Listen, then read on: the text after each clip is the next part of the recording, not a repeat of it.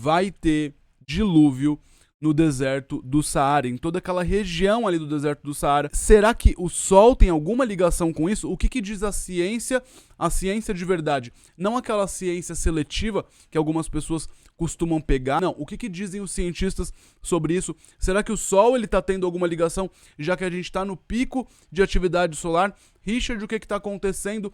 Devemos correr para as montanhas? Isso pode acontecer em outros lugares também. Chuva extrema, uma tempestade extrema, mudanças abruptas de clima. Pois é, pessoal, quem tá dizendo isso, que vai ter um dilúvio, que vai ter uma chuva extrema no deserto do Saara? Não sou eu, não matem o mensageiro. Quem diz isso são os meteorologistas. Isso que vocês estão vendo são algumas das notícias, que a gente deve ter uma tempestade aí inusitada. E alguns esperam que, inclusive, esse volume de precipitação, ou seja, esse volume de chuva, deve ser 500% acima da média anual. Pega o que chove no ano inteiro, aí você multiplica por 5 e coloca num único momento ali, tá? E em alguns momentos pode chegar a 1000% da média anual em uma única chuva. Richard, isso é simplesmente assustador. E sim, pessoal, isso é assustador.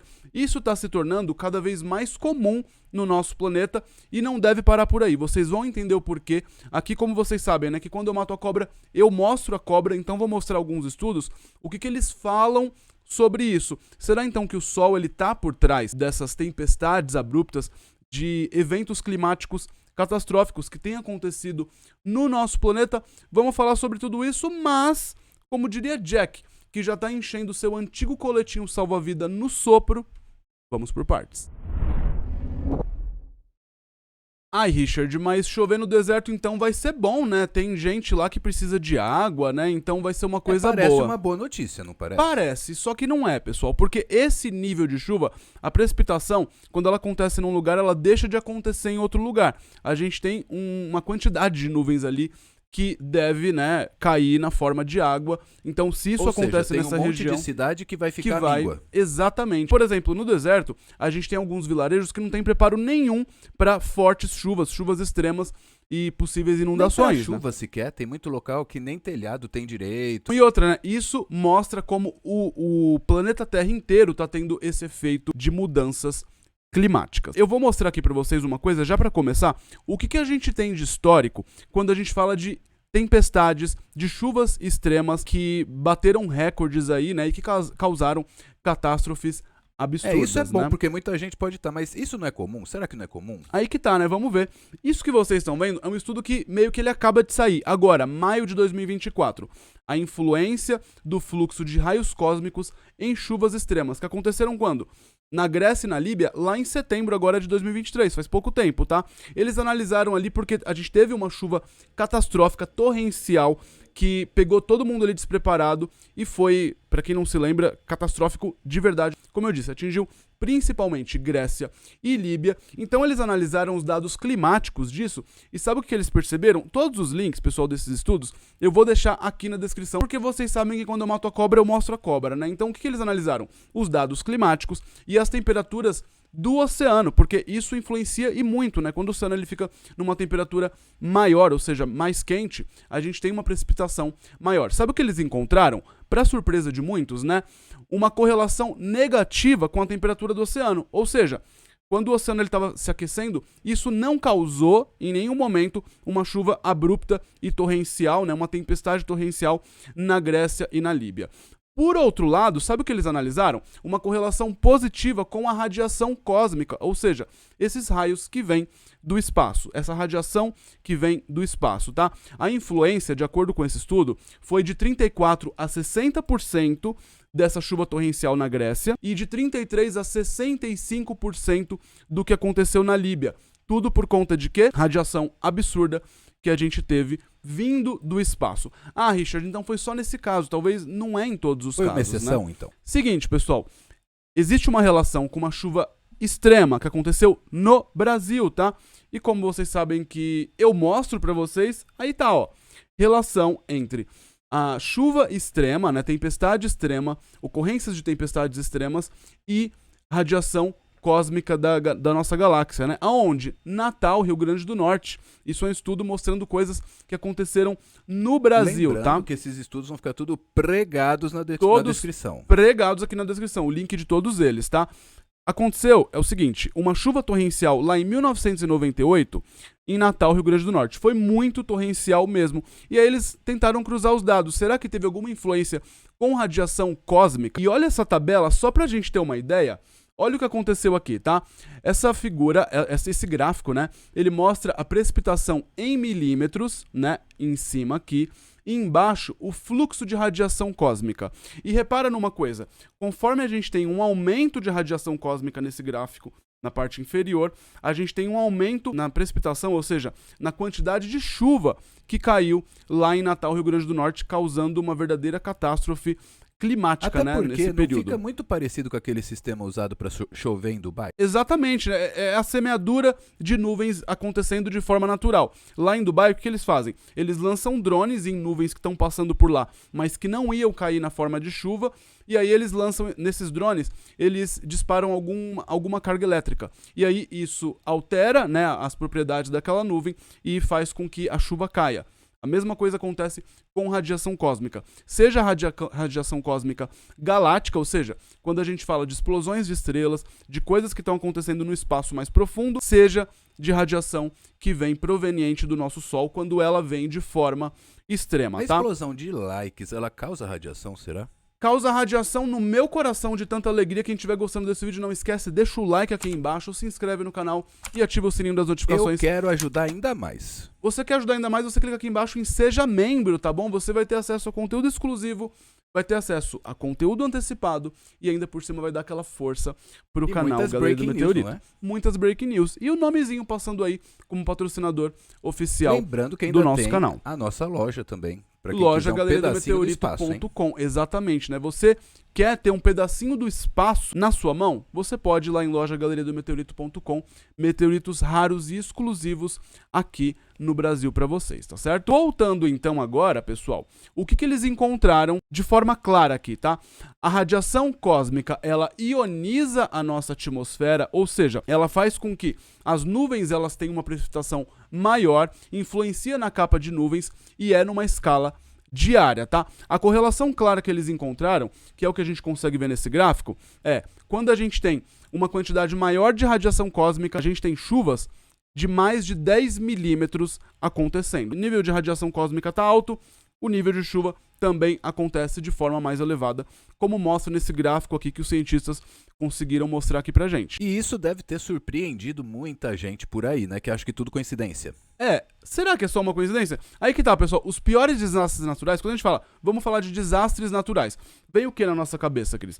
Vem furacão, vem vulcão, vem terremoto, vem tsunami, vem tudo. Só que as chuvas torrenciais e as enchentes, elas afetam diretamente os setores de economia, agricultura, mobilidade, turismo, produção de energia, abastecimento, animais, né, fazendas aí às vezes perdem tudo, né, por conta de grandes tempestades e de enchentes. Se a gente juntar enchente mais tempestade, a gente tem 77% do impacto econômico de todos os desastres naturais do planeta Terra inteiro. Então, se você pegar terremoto, tsunami, erupção vulcânica, não dá nem 33% de todo o impacto que a gente tem de desastres naturais. Agora você pega uma simples chuva, entre aspas, né, e enchentes e tudo mais, como aconteceu recentemente aqui no sul do Brasil, por exemplo. Falamos sobre isso também, pra quem não viu, vou deixar no card aqui em cima. Ah, Richard, também teve relação com o sol? Dá uma olhadinha no vídeo que tá no card aí em cima, tá? Mas só da gente pegar tempestade e enchentes, a gente tem 77% do impacto de todos os desastres naturais e são no nosso planeta. eventos extremos dos dois lados, porque você falou aí da chuva no Rio, lá no sul, e agora a gente tá tendo essa coisa de seca que já tá ameaçando, inclusive, o agro. Em alguns pontos a gente tem chuvas absurdas, em outros pontos a gente deixa de ter chuva, então é um impacto a nível global, né? E eles encontraram também nesse estudo uma coisa interessante que eles falaram, ó, atividade solar, tá bom? Esse estudo é brasileiro. Atividade solar, fluxo de raios cósmicos e variáveis climáticas devem ser usadas para modelos de previsão do tempo. E isso, por algum motivo, não é divulgado. Isso que eu fico de boca aberta, né, Cris? Isso simplesmente não é divulgado. Tem gente que acha que é só, sei lá, Que é coincidência, acho que o Sol não tem nada a ver com nada. É só uma coincidência, né? Aí que tá, a gente junta campos tão diferentes da ciência que para eles conseguirem se conversar e chegar num consenso, talvez leve ainda muito mais tempo, né? Mas a gente já tá percebendo tudo isso aqui e vocês que seguem o nosso canal Galeria do Meteorito já estão sabendo disso. Não é de hoje, tá? Ah, Richard, mas aqui eles falam principalmente de radiação cósmica de fundo. Explosão de estrela que aconteceu lá no passado. Não seria exatamente e o Sol. isso vem, não seria exatamente o Sol. Então, será que o Sol também tem essa influência? O Sol, na verdade, pessoal, quando a gente fala de ciclo solar, o Sol, ele tem também a sua bolha que protege a gente de radiação cósmica de fundo. Então, quando a gente tá no máximo solar, a gente tem uma diminuição desses raios cósmicos de fundo. Só que, às vezes, o Sol ele exagera. Então, apesar de ele estar no máximo solar, ou seja, tá protegendo a gente, né, protegendo o sistema solar desses raios cósmicos de fundo, quando ele produz muita atividade, ou seja, explosão de radiação, tempestade solar, então ele tá defendendo, só que essa defesa ela pode acabar machucando a gente. Mais ou menos isso. É uma reação alérgica, é uma reação exagerada. Então, de tanto que ele aumenta a sua atividade, ele acaba também impactando aqui. Isso também mexe com o circuito elétrico global, intensifica tempestades, tornados, furacões e é gatilho para muita coisa aqui no nosso planeta. Assim como a radiação cósmica de fundo. Só que a radiação cósmica de fundo, ela fica alta no mínimo solar. Quando o Sol está fraquinho, com poucas manchas, que não é o caso agora, a gente tem uma radiação cósmica de fundo muito mais intensa. Agora, quando o Sol está intenso, a gente tem uma queda na radiação cósmica de fundo, só que a gente pensa, estamos protegidos. Só que não, aí a gente tem picos pontuais de radiação, picos pontuais de fluxo de prótons, de partículas altamente energizadas chegando aqui na Terra. Então, o que a gente pode dizer? O que a gente pode tirar de conclusão disso? Isso que vocês estão vendo é um outro estudo que fala sobre tempestades, inundações influenciadas pelo vento solar, quando ele se conecta com o campo magnético da Terra, alterando a nossa atmosfera, a nossa ionosfera, vai ficar pregado etc. Também vai ficar aqui o link aqui na descrição, tá bom? E eles também encontraram isso, essa correlação, até mesmo com buracos coronais. Não estamos falando de tempestade solar, não estamos falando só de flare, né? Ou seja, de explosão de radiação. A gente está falando até mesmo de buracos coronais, ou seja, de um vento solar mais forte. Nem é uma tempestade solar. E sim, isso também influencia no nosso clima. Então, o que a gente pode tirar aqui de letra já? Richard, o que a gente pode entender? O Sol tem ou não culpa nisso? O Sol, quando ele está no mínimo da sua atividade, a gente tem então uma radiação cósmica de fundo que também pode alterar, né, também altera a nossa atmosfera e a precipitação, ou seja, a quantidade de chuva que cai em diversos pontos aí do nosso planeta. Só que isso acontece de uma forma mais gradual. Então, a gente tem ali um aumento nesse fluxo de radiação cósmica de fundo, automaticamente a gente vai tendo um aumento nisso a nível global. Não é um tapão. Não é um tapão. O Sol, pelo contrário, quando ele está no máximo solar, só que ele está no máximo solar sem produzir muita tempestade solar, sem produzir muita explosão solar, ele não dá esse aumento. Ele está protegendo, inclusive, o sistema solar inteiro. Só que aí, de vez em quando, ele vem e ele dispara um flash, dispara um tiro de bazuca, e isso são aumentos pontuais que também perturbam o circuito elétrico global e acabam influenciando no clima aqui na Terra, porém de forma pontual e severa. É mais ou menos isso que acontece. Sabe o que eu acho? Que às vezes alguns cientistas desses que não acreditam em várias coisas, eles esquecem que o Sol é uma estrela. Exato. O Sol é uma estrela, pessoal. Saibam disso, né? Pra quem não sabe, aí o Sol é uma estrela e tá aqui do nosso lado. Se a radiação de fundo já faz estrago, imagina a direta. Aqui na nossa cara. Exatamente, né? Exatamente. Aí vocês me perguntam, Richard, então por que a gente tá tendo um aumento, né, dessas mudanças no clima inteiro do nosso planeta nos últimos anos? Isso que vocês estão vendo é o que saiu, pessoal, na Science, tá? Na revista Science. O campo magnético da Terra, ele está enfraquecido, tá? E aqui, ó, só o comecinho. Isso aqui eu também vou deixar aqui na descrição para vocês, tá? O campo magnético da Terra está rapidamente se tornando mais fraco. E os geofísicos não sabem o porquê. Essa queda acontecendo mais rápido já é de 10%, já representa 10% na queda do poder do campo magnético da Terra nos últimos 160 anos. Isso pode ser um sinal de que o campo magnético da Terra está começando um dos seus flip-flops esporádicos, ou seja, uma das suas mudanças esporádicas. Mesmo que isso seja apenas uma mudança temporária, a atmosfera da Terra pode experimentar algum dano. A gente já falou sobre isso porque os polos magnéticos da Terra, né, Polo Norte e Polo Sul, eles estão mudando de posição, principalmente o Polo Norte magnético, e isso faz com que o nosso campo magnético fique mais fraco. Então a gente está passando agora, neste exato momento, por uma inversão dos polos, ou no mínimo, por uma grande excursão dos polos magnéticos. Isso pode ter influência, inclusive, na anomalia magnética do Atlântico Sul. Aqui, né, que fica no sul do Oceano Atlântico, pegando o Brasil, pegando outros países aqui da América do Sul e também parte da África, da região sudoeste da África.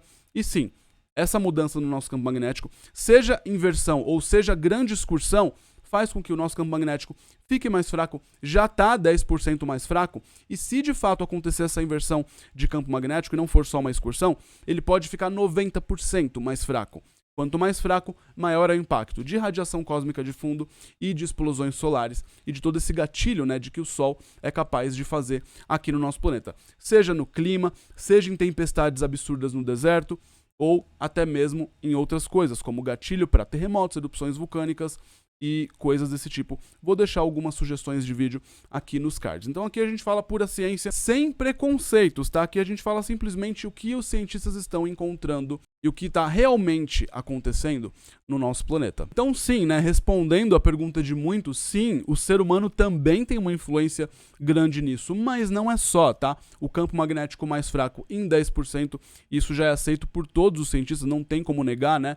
Também faz com que a gente tenha um impacto maior lá de fora, acontecendo coisas maiores também aqui no nosso planeta. Ou seja, de olho na atividade solar, porque uma atividade solar mais intensa, tá?